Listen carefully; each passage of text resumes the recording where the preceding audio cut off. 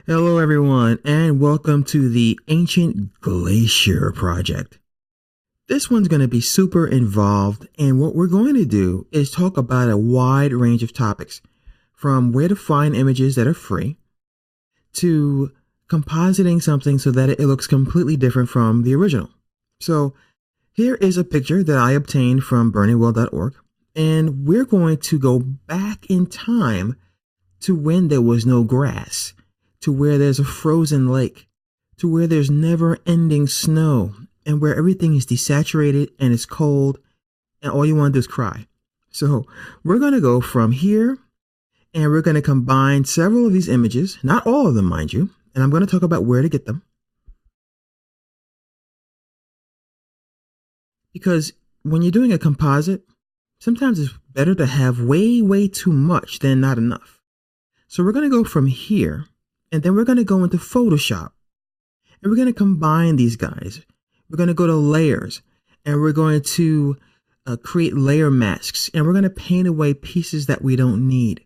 And we're going to talk about different ways to mask things, and how to use quick mask mode, how to use the defringe tools. There's a lot inside of Photoshop. But the good news is this: everything we do in Photoshop is ready to go right into After Effects. All we need to do is make sure we're neat. We name our layers, we get rid of what we don't want, and then we literally import the PSD file straight into After Effects. So let me show you what it's going to look like once we get to After Effects and after we play around for a while. So this is the final version that I have here. And I say that because the version we work on might look a little tiny bit differently, because when I'm experimenting, I'm coming up with all kinds of stuff because for this project, and what we come up with together might be just a slight difference. So I'm going to go ahead and hit my space bar to show you the result here.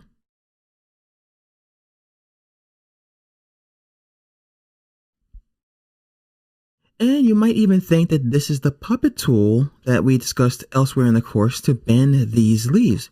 It is actually not. It is a bend distortion. And here are the layers from Photoshop. Once again, our results are going to be slightly different because I tend to do some of these projects before we actually do them together, just to work out any kinks that I might have in my plans, my nefarious world domination plans. Also, because I want to make sure that everything's going to be fun while we're doing this. So some of these layers won't be here. And I'm also playing around with different hue and saturation levels and that kind of thing. So let's go ahead and take a look at what we have here. We have a couple of solids. And of course, I didn't name them yet because I'm playing around. We have a bunch of adjustment layers that we're going to talk about. We have some animation, of course. And as I said before, we have a deformer on the actual twigs here, which is really fun. So as you can see down here, there's tons and tons of stuff. So let's go ahead and head into Photoshop, where we're going to start to compile all these images. And once again, I'm going to discuss where I obtained these. Now, unfortunately, the main website where I always get stuff, burningworld.org, has been down lately. So I'm not quite sure what's going on with that website, but I will direct you to a different one. And you'll have to download these on your own because one of the agreements that they have there is that I can't distribute these to anybody. So you'll have to grab these yourself.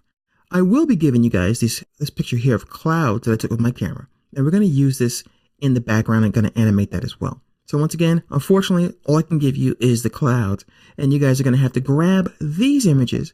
And don't worry, they don't have to match exactly, because what's important for this project is the result, the technique. You can use any mountain range you want to. You can use any pictures of ice that you want to. And you can even use different clouds. The end result will be similar because we're going to simply have an effect where we have a snowstorm happening above an ancient glacier. So let's go ahead and get started.